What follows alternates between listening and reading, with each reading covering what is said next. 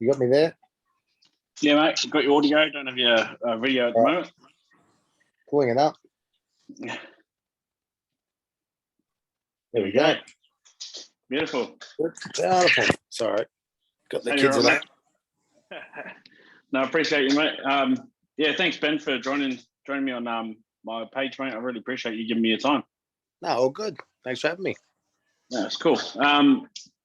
Yeah, I'll just give you a bit of a rundown of my page and what I do. So I'm trying to promote the game here in Perth. When I can, I go to local games, the juniors and seniors. Take photos and videos and all that sort of stuff.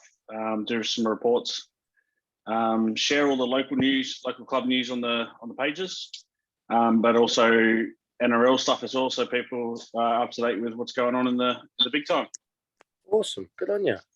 Yeah, so like I said, man, I really appreciate you giving me your time, mate. I know doing a bit of research on you. I know you got a lot of kids. Yeah, the wife's in hospital too right now, so I've got all the kids by myself for the last couple of days. And oh wow, so, yeah. Yeah, right. That's sorry to hear, mate. I didn't realise that. It's just a kidney infection. We've already had COVID before, but it's just something different. Okay. Yeah. Well, I know exactly how you feel, mate. I've got 10 kids in my house, so I know how you feel. Good on you. Yeah. So, we're jumping into your career, mate. So you played over 240 games in the NRL. Yep. Started off at the Roosters. You had 2 stints at Brisbane, the Bulldogs and the Cowboys, but you also get to represent Queensland and Australia. When you look back in your career, mate, is there anything that you take out of your rugby league career that's made you into the man that you are today? Pretty much everything, really. I think you think of all the life lessons you learn along the way, how to handle setbacks, how to stay humble when things are going well. The thing about how to handle constructive criticism, how to work as a team. But the big thing is holding yourself accountable. I learned all about leadership. I had some fantastic coaches and leaders in State of Origin when I played for Australia, when I played for club. Wayne Bennett was my coach at the Broncos for many years. So I learned all about leadership and, how good teams, how important good leadership is in those good teams. Also great direction, on and off the field. There's great mentors for that, learning how to read a game plan, how to understand it, how to execute that, how to believe in that. Super important. And the big thing from being a football player is learning to hold yourself accountable for everything you do on and off the field. So once you learn to take accountability instead of blaming others, what role did you play in that? How you can make that better? Could I have been better? Not to beat yourself up, but more in the positive way to make yourself better. That's a huge thing I took from rugby league. And it's made me the man I am today. That's awesome, mate. Yeah, that's perfect, mate. And like you said, all those sort of things, they help you along your way.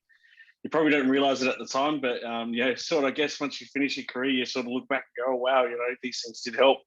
So that's awesome to hear. Yeah. When you were a kid, mate, was there someone might not have been a sporting hero, but someone that you looked up to, that you idolized, that you wanted to be like? Is there anyone you can come to mind? To be honest, my dad and my older brothers. You don't have to look. Yeah, there's always going to be. I always loved when I was a young kid. Willie Kahn was an incredible winger for the Broncos back in the day. Then after that, Gordon Tallis was a big hero of mine, and that's fantastic. But the real people that I really looked up to, because I had them in your real heroes are in your life every day that you can learn great things from, and things that you don't want to be like from them as well. So I look at my dad and my older brothers, and my brothers were good footy players and good athletes. My little brother was a professional swimmer, swam for Australia. He won the Commonwealth Game trials and 200 back. So we're all very competitive, but the way that they lived their lives and how we pushed each other and encouraged each other and set good role models, like, to me, they're my heroes, and guys to look up to. I'm so glad I got to share my footy career with, because the people that I looked up to, then when they saw me achieve the things I want to achieve, it's the way they looked at me, very proud. And that those moments are priceless when you impress your heroes. When you want to be like them, and then you surprise them. To me, that's something really special. Yeah, no, that's awesome, mate. That's awesome. Yeah, I didn't realize that about your younger brother. In swimming for the Commonwealth Games. That's cool. Yeah. Yeah, no, that's awesome, man. That's exactly what I wanted to hear. Like, I like those sort of stories. A lot of people do have the sporting heroes and stuff, but for me, it's the families that Well, are when the you think heroes. about when you think about it, though, most of those sporting heroes, they actually knew what they're like. Mate, a lot of them play up on their misses. A lot of them have gambling, drug addictions, drinking problems, all these things. You don't really know them, everything, but the people in your life, you know them intimately. You know everything about them, what they do away from sport, what they do with their families, all those little things. That to me, it's not what you do on the field. It's what you do off the field. It's what you do when no one is looking. Now, we don't get to see these athletes when no one's looking. We see Tiger Woods. Everyone thought he was the pin-up boy. He was fantastic, the best golfer ever. But he has a lot of demons as well. There's a lot of things about him you wouldn't look up to, I'm sure. But the people in your life, you see what they do away from the football field. And when no one's looking, the key is a real hero is someone who stands up when times are tough and when no one's looking. They're not looking for praise. They're not looking to be put on a pedestal. Those are the guys that, for me, now looking back at my footy career, Petros Simnasiva, massive, massive, massive hero to me. I played alongside him, roomed with him with Origin, with Australia, and also for club. Everything I looked at him, it wasn't what he did on the field. He's an incredible football player. But the way he is with the public, the way he's with his family, the way he cares and asks me questions about my family, to me, he's the ultimate man. Yeah, right. Yep. No, that's beautiful, mate. Again, that's exactly what I wanted to hear. Yeah. No, it's perfect. We'll jump back into a bit of your football stuff. You make your debut for the Roosters in 2005, mate. Do you remember that week leading up to your debut game, getting the call, all that sort of stuff? Nope, too much nerves. Because I never thought I'd ever make as a footy player. Desperately wanted to, and I might have pretended that I was going to do it. But when push came to shove, I remember getting the call up from Ricky Stewart, and I just couldn't believe it. I flew my family down from the Gold Coast, but the whole week went so quick. The main thing I think I was worried about was letting the team down and not being good enough. I went out there and gave my absolute best, but it went so quick. If I had my time over again, I would have definitely embraced the week a bit more and not worried about the outcome and would I be good enough, would I not, but just trusted that I've done the work and that I got chosen there because I was the best person for that position on that day and really soaked it in. But I know we lost the game. I can't even tell you if I had a good run, if I had a good tackle, how many tackles. No idea. I just knew my family was there and that was something special, but it was the start of something pretty special for me, a very, very blessed career. Oh, absolutely, mate. With your career, mate, you've got 2 grand final wins, Origin series wins, and you get to play for Australia. It's one absolute hell of a career. I personally, I watched a lot of your career and, just admired the way you played. It was a no nonsense, just, straight up, did what you needed for the team. I appreciate that because I was a young boy that never made rep teams, never made a proper rep team till I was 17. And I was lucky enough when I was at school that Wayne Bennett picked me in the junior Broncos elite squad where we did a camp up in Brisbane. All the best kids in Queensland were there. Sammy Thaiday was there, Neville Costigan. And they do all tests all that week to find the best kids who they want to put on scholarship. Now, I got there, got brand new gear and Broncos gear, thought, I've made it. First thing Wayne Bennett said to us when we got into camp, it's about 30 of us boys, was don't get comfortable. Out of all you boys, only one of you will make it. The stats tell me.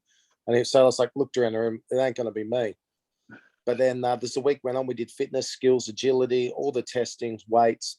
And I was at the back end of those 30 boys. I've never done weights before in my life. I never really had great coaching before. I was a little bit podgy. By the end of that week, I thought, there goes my career. Like my dream of being a football player is not going to happen. But he said something to the whole group. I think it was the second last night before we left. So he spoke to us most nights after dinner and gave us, some words of wisdom. And the thing I'll never forget, changed my life forever. And this is what made my career because I didn't ever think I was going to be good enough. I never thought that I was something special.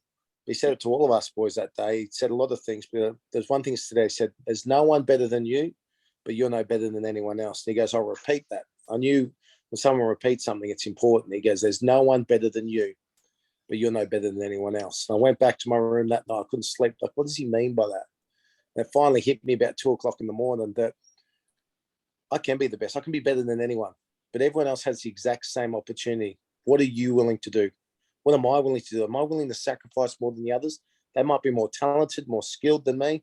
But if I do twice the work, it might take 3 times the amount of work. If I'm willing to do that, I'll become better than them at what I want to be. But also reminded me and it taught me to stay humble that everyone, not just football players, everyone is important. Everyone has special skills and talents, and that you're not better than anyone. That everyone's important. So give everyone the time of day. Don't think you're better than someone else. But from that point, I changed my. Within 12 months, I was playing Queensland against Sonny Bill Williams and those sort of guys, and Keith Galloway and all these great players. And the year after that, I was playing Australian schoolboys. So from never making a rep team to those words, and I believed it, I did the work. The key is everyone wants, wishes, and hopes for those great things to happen, but you have to do the work. Yeah. And keep yourself accountable. And that's what I did. I started doing 100 push-ups, 100 sit-ups every night. I'd go for runs. It wasn't what everyone else was doing. I do what everyone else was doing as well, but I did extras. Yeah. And it's that 1%. It's literally 1% between an average person and a great person to be able to go to that next level. It's literally just those little 1%ers. Yeah. No, that's perfect. And it sort of led into a question I had later on was, advice that you'd got for young kids that are, not just looking at sports, but in life in general, but like you said, those little 1%ers going that extra mile,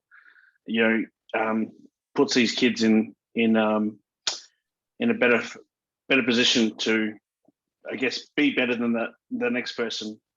But like you said, Joe, they're not better than anyone else. Yeah, well, I learned that in Origin, actually. So my first ever Origin camp, I rocked up and I honestly couldn't believe I was playing Origin. And I got Billy Slater, Cameron Smith, Darren Lockyer, Petro, all these great guys around me. And rocked up for the first training session. I think it was like 8 or 9 o'clock in the morning. So it was 8 o'clock in the morning. I rocked up at 7:45, 15 minutes early. I freaked out thinking I was late. Now, these best players in the world, you just think because they're just so much better and talented, they're already there training. I thought I was late. So I rocked up and I apologized. I'm so sorry. Like, no, you're not late. We've just come, like everyone, not just one of every player bar myself was out there doing extras. It wasn't the flashy plays. It was through the hand drills that you do in under sevens. It was the wrestling practice and tackle technique, stuff that you don't like doing. They do it more than, and the reason that they're the best is they do the basics better than anyone else. The little things, those little 1%ers, there's no coincidence why they're the best. They do more than anyone else. But it's not the flashy stuff. They practice the basic stuff that the kids are like, oh, we're doing this again at training. That's what the pros are doing. That's what the big guys who are going to be immortals one day. And that taught me a massive lesson my first ever Origin training session. Yeah, that's awesome. That's, wow. Yeah, that's exactly, what you want to hear, the advice that you want to give to kids as well. And, that's perfect. I mean, the people that will end up watching this, I'm hoping they take that advice out of it and, put it towards their, not just their sporting stuff, but their life in general. Like for me, sorry. Yeah, go. Sorry. Yeah, you go. For me, it's not like, it's like, because I've got, 10 kids living in my household and there's 12 between me and my partner, and it's not about sports or anything like that. It's about life and putting those extra 1%ers in that we try to teach them. Yeah, that's fantastic. But what was I going to say? I had something I was going to say. Yeah, just lost it. We'll come back. Yeah. So yeah, in 2006, mate, you go to the Broncos.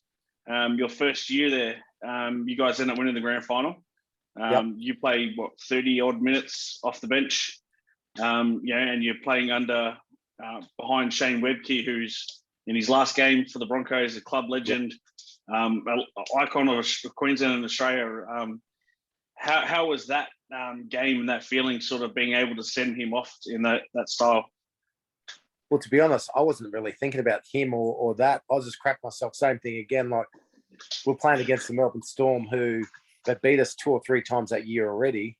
They're the guns. Like you think that the big 3 at the Melbourne, the big 4 at Melbourne, they had like the big 6 back then in those 6. It was an incredible team they had. And it's just my main thing was just focusing on. I knew Wayne normally I'd come on 20 minutes in the first half and do the 20 and then do the 20 the start of the second half. He said he wanted someone fresh that hadn't been on to start the second half. That was the game plan. because I need you to come on and bring energy. So I remember, I think we were losing at the time when I came on, and I just remember thinking, holy, we need to do something. I need to make sure I do my job, but also whatever you do, don't stuff this up, because you're on the biggest stage. Do the little things right. And yeah, it was incredible. After the match, like the reason why I was in that side is because at the beginning of the year, I only played 8 games for the Roosters before that. You think of the forward pack in 06 for the Broncos, they were incredible, incredible forward pack. And what I did, because I was like, I wanted to be playing in that team. I didn't care what people said. I might have been number 15 in the pack there. Like, there's 14 blokes ahead of me. So what I did is I paired myself with the best player in that team in my position. So Shane Webke in the preseason, every fitness run, every sprints, every agility, every tackling practice, I paired myself with Shane. He's an ultimate competitor. He's so competitive, he'll do whatever it takes to win. And I remember doing wrestling sessions with him. If I was getting on top of him, he'd squeeze your balls, eye gouge, whatever it took. And it just pushed me to that next level. Beginning of the preseason, he was flogging me. By the end of preseason, I was pushing him in a lot of areas. And I think Wayne noticed that. But that took me from being, I could have just been there on the outskirts. I made my own future by pushing myself, by putting myself against the best. And he pushed me to made me 3 times the better player I was in that preseason. Yeah, absolutely. No, that's awesome. And in the end of it, you push yourself. You got the rewards in the end. You get that spot on the team. Whether it be off the bench or not, still on the team, and then you get that grand final win as well. So the rewards, the sacrifices that you make, and the pushing yourself, it paid off. It paid off for you. Oh, did the big one. I remember what I was just going to say, what I forgot. Like I'm a religious guy. You can be religious or not, but there's a scripture that really stands out to me. And it says, from small and simple things, great things are accomplished. And this is something that I live my life by. I'll say that again. By small and simple things, great things are accomplished.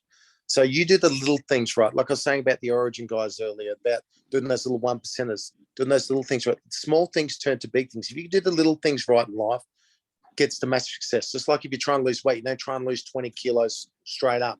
It's small steps. A kilo might be just a kilo, but before you know it, by 12 weeks, you've lost 20 odd kilos. Like it's the small and simple things. You do the little things right, turn to great rewards. But on the other flip side, if you start taking shortcuts, making excuses, blaming others, do those little things wrong, they turn to big mistakes. So that's a big thing that I try to live my life by. And when I was playing footy, that was something that's a saying that makes me who I am. Yeah, no, and that's perfect, mate. Like you said, you are religious. Oh, something's happened there, guys.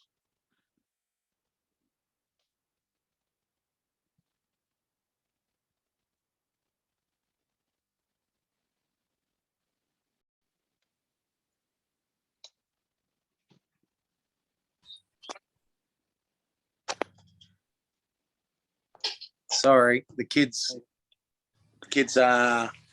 been playing on my phone. I didn't realise it. That thing just turned off. Yeah, that's all right, mate. Well, I figured that's what happened. So that's all right. Yeah, sorry. Let's plug it in. Just come out the cord. I'm trying to sort it out. Sorry. You're all right, buddy. But the 2 little ones sleeping in my room, so I've come out here. Yeah, no, that's fair enough. So I mean, like I was saying before, when I was doing my research on you, I seen that you're a religious person. What religion, if you don't mind me asking, that are you in? Yeah, I'm a member of the Church of Jesus Christ of Latter-day Saints. So people know us the nickname the Mormons. Yep. So yeah, it's what we're all about is always trying to better yourself, keeping yourself accountable, trying to every day just be that little bit better. We all make mistakes, but also treat people how you like to be treated yourself. If I want to be able to practice and live my religion the way I want to live it, I have to respect and allow other people to live their lives the way that they want to live it. So just be kind to others, allow them to be them. They've got the free agency to choose to be them, but my job is to raise my kids the way that that I see fit. Yeah. Yep. No, that's fair enough. My excuse me. My kids over here, they are involved in the same church as well, the Mormon church over here. Oh, fantastic. They haven't been baptized into the religion, but they are involved. Yep. Lost you again. Anyway, guys, Ben's having a bit of problems with his phone, so we'll just stop recording. That's all right, mate. That's all good. No, that's all good, mate. Yeah, like I say, my kids are involved with the same church as well. So, yeah, they're, like I said, they haven't been baptised in that, but they're involved. We're leaving it up to them whether they want to be baptised. Yeah. Yeah, Fantastic. me personally, I'm not a religious person. Yeah. But I'm not forcing my kids into anything or not into it, so they can decide themselves when they get older. Fantastic. So, yeah. Yep. But the church. Oh, there we go.